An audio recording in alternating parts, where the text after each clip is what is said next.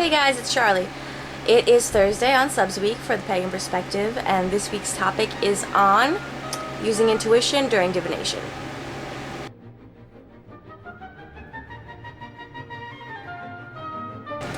You'll have to excuse me, I don't actually have the topic at hand, like as in the direct question. I'm sure it's been covered on the earlier videos this week. I haven't gotten a chance to watch any of them.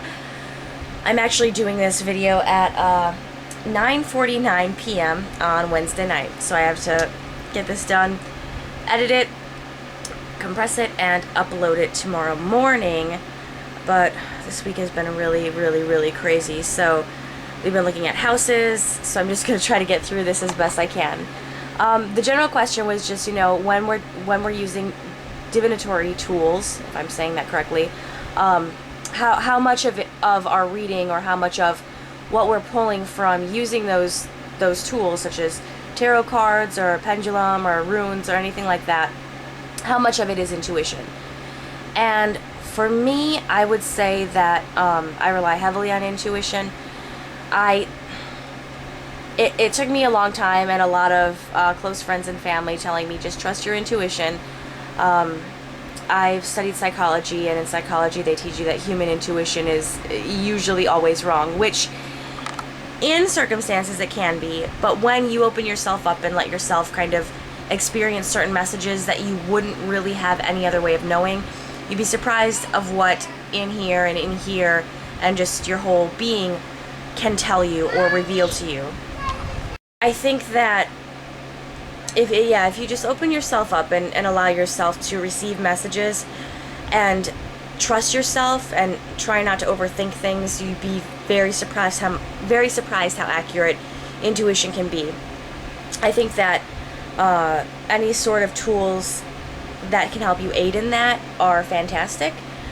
But what I would say is, don't rely heavily on like the manuals, and if the pendulum swings this way it means this, and if it swings that way it means that. Like, rely more on, what am I feeling from this? What am I getting from this?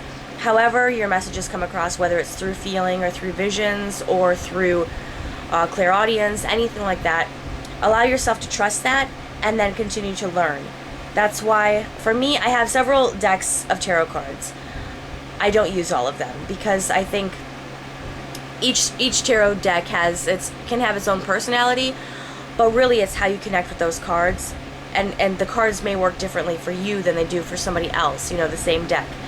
So kind of letting yourself get acquainted with each card, or letting yourself get acquainted with your pendulum or with your runes, and just kind of finding out and trusting and figuring out, okay, what works and what has proven to be successful to me. So for me, I think I don't really do too much with tools, or with like divination tools.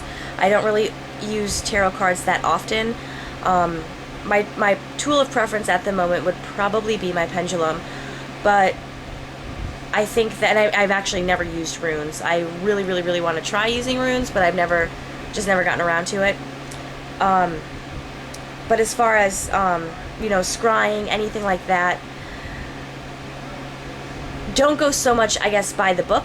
Definitely allow your intuition to play a part, because that's going to help you grow on a level with whatever it is you're using, whatever media you're using to pull these messages through.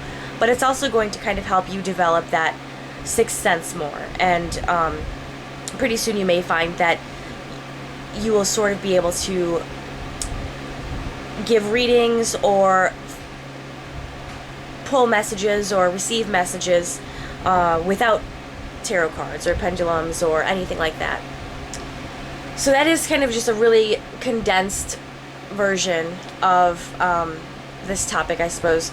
And I guess it has to do with, one, I'm extremely exhausted and not really I'm not thinking clearly, and secondly, my camera's gonna die in like 10 minutes and I can't find the charger, so I don't want to ramble on and on like I usually do. So hopefully, I want to get a chance to watch the other videos. I'm sure that they have. I mean, everyone has awesome views on all these topics, so I'm excited to see what other people say. But basically, yeah, I do allow my intuition to play a role when I'm using anything like tarot cards or scrying or runes or anything like that. And I definitely encourage those of you out there who are just starting out with those things